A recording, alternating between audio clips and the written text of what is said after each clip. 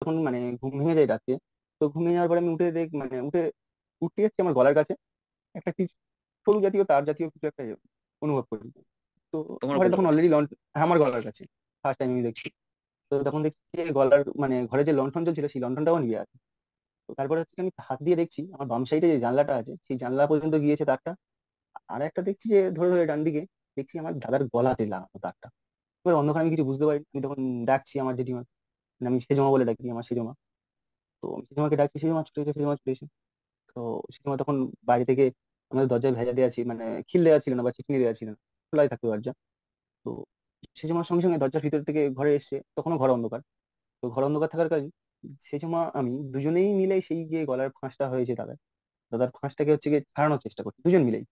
তো আমাদের যেন অনুভব করছি, তো জানলার পিছন থেকে যেন কেউ যে তারটা গিয়েছে জানলার পিছনে, জানলার পিছন থেকে যেন আমরা যত জোরে টানছি তারটাকে তত যেন আরো